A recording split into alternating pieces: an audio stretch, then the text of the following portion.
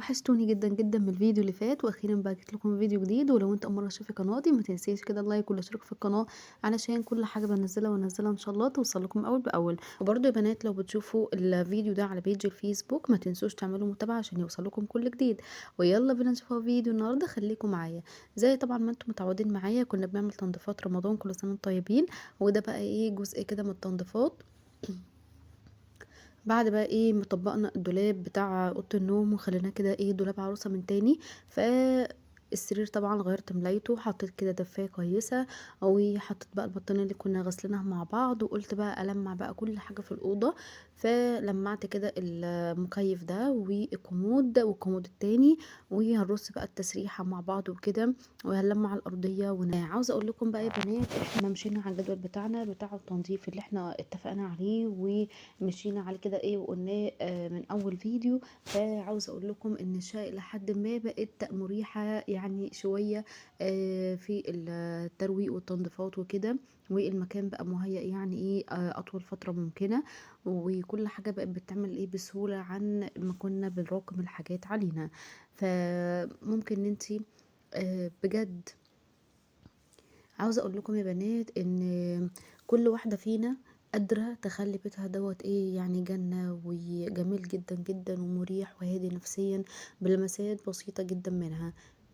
عاوزة أقول لكم إن البيوت يعني مش بتشطيبها مش مثلًا بمساحتها أبدًا والله، بتبقى جميلة أكتر بالست اللي قاعدة فيها، يعني هي اللي بتحلّي شقتها وهي اللي بتحلّي بيتها وهي اللي بتجمّله وهي اللي بتخلّيه مميز، فالمكان ما بيحلاش إلا بالناس اللي قاعدة فيه. يعني دي قاعدة كده حُطّيها إيه في دماغِك كويس جدًا والله، يعني مش بالتشطيبات خالص ولا المكان بقى الهاي والمودرن والكلام ده كله. اي نعم ده شيء يعني استحالة ان احنا نستغنى عنه، بس برضو الواحدة هي الاساس، قادرة تخلي بيتك جنة او تخليه سوري في اللفظ ايه يعني زريبة كده. عاوزة اقول لكم بقى يا بنات انا لما رصيت التسريحة بالشكل ده يعني حسيت احساس جميل قوي. قد ايه بقى ان انا رجعت كده ايه في اول جوازي والايام اللي هي بقى لسه بتكتشفي وبتشوفي بقى الحياة وتجربي الحاجات الجديدة وتستخدمي حاجات جديدة وتشيلي مسؤولية، وبصي تحسي بقى كده ايه بفرحة وحاجات انت ايه يعني عارفين هو فرحة التجربة الجديدة دي، فاحساس حلو قوي. فكنت بقى بارص الحاجات وللأسف ما اتهنتش بيهم، وبنوتي طبعًا يعني مغرمة ميك اب تبوظه بقى إيه تحط منه وتبهدل الدنيا. عاوزة أقول لكم إن بتاعة الرجوجو ديّة اللي أنتم شفتوها ب200 جنيه وما اتهنتش بيها للأسف. فبعد ما رصيت بقى إيه التسريحة قُلت يالّا نكمّل بقى إيه غسيل بطانية، فسِبتها اتنقعت بُصّوا نزّلت كل التراب اللي فيها، نزّلت تراب كتير جدًا، جدًا. بعد ما بنعمل كده بقى يا بنات غسلت الإيه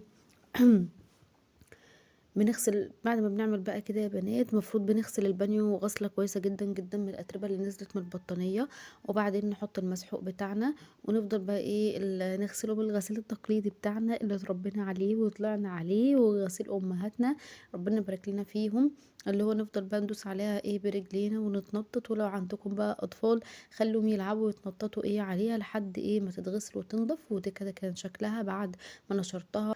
وده يا بنات بقى كان روتين كده خفيف ان احنا نظبط اوضه النوم مع بعض، وكمان نرص التسريحه وظبطنا كمان اللي هو غسلنا البطانيه وخليناها كويسه كده. كل البطاطين عندي بقت نظيفه وان شاء الله الايام الجايه بقى كده ايه في اخر الشتاء هغسلهم تاني معاكم وهشيلهم بقى نضاف، او ممكن ان احنا ما نغسلهمش ونغسلهم قبل دخول الشتاء عشان يبقوا ايه نضاف في الاستخدام، عشان ممكن لما نغسلهم ونيجي نركنهم برضو يتملوا تراب ونضطر نغسلهم تاني، فنغسلهم بقى بالمرة ايه قبل الشتاء الجاي ان شاء الله. وده كده كان شكل الايه الاوضه بعد ما مسحتها وسبت الارضيه نشفت. بصوا الاكتر حاجه تخليكي تحسي انت روقتي المسيح، من غير مسيح ما تحسش ان انت عملت اي حاجه. وده كده ايه بنات بقى شكل الأوضة بعد ما اتفرشت بقت اللهم بارك حاجة كده تفتح النفس. ايه رأيكم بقى؟ تدوني كام من 10؟ فدي كده حاجات بسيطة تخلي بصي المكان عندك دايما نظيف، وان انت تشيلي اي حاجة مثلا مش في مكانها اول باول مثلًا كوباية اتوسخت تغسليها، هدوم محطوطة مش في أماكنها حطيها في مكانها. نمتِ وصحيتِ ترتّبي السرير، يعني سوي بس الملاية، طبّقي البطانية. والسرير طبعًا في الأوض هي أكتر حاجة واخدة مساحة، وبتاخد مساحة كبيرة جدًا، جدًا في الأوضة. مجرد بقى ما أنتِ رتّبتيها ونظمتيها وعملتِ اللي إحنا قلنا عليه، خلاص كده أنتِ روّقتِ الأوضة وبقت من فل و10، وما بقاش فيها أي حاجة بقى غير التلميع والتنضيف أو إن أنتِ تمسحيها، وخلاص كده بقت تمام معانا. خلاص كده الأوضة يعتبر نطفت معانا، وكل حاجة بقى هتبقى كويسة وتمام. وبصوا ده كده شكل الأوضة بعد ما نضفتها بقت تحفة. وده برضو السجاد يا بنات ان انا كنت غاسلاه معاكم. بصوا بقى لما اتغسل برضو يعني كده كل حاجة بقت نضيفة في الأوضة مهيئة. وفتحت بقى الشباك، بصوا احساس ان انت تدخلي شمس في المكان ده يعني حاجة جميلة جدا جدا بجد. واكتر حاجة برضو تخلي المكان نضيف دايما وحلو وكده، ان انتي يعني تصحي بدري وتنامي بدري. ده هيخليكي بقى اليوم مليان بركة، تقدري تعملي فيه حاجات كتير جدا جدا احسن وافضل من اليوم المشقلب. يعني تحسي انه مفيهوش بركة، ما بتاكليش اصلا كويس، ما بتعمليش اللي وراكي، حاجات بتتراكم. وبتتعبي نفسيا بقى لان انت نومك متقطع، بالك مشغول، وراك حاجات كتير، مضغوطة مش عارفة تعملي اي حاجة لان انت اصلا مش فايقة. وده البف دوت بتاع الانتريه، فانا دخلته هنا اوضه النوم عشان احس بقى احساس التسريحه، فاهمين؟ فان شاء الله نغيره واعمل برضو كرسي للتسريحه. وايه رايكم كده بقى في شكل اوضه النوم؟ ودي المخدات قبل ما انا اعملها، هوريكم بقى بعد كده. المخدات بعد ما انا عملتها بقت منفوشه وحلوه كده وتفتح النفس عن الهبوط اللي هي فيه ده. وايه رأيكم بقى في الأوضة؟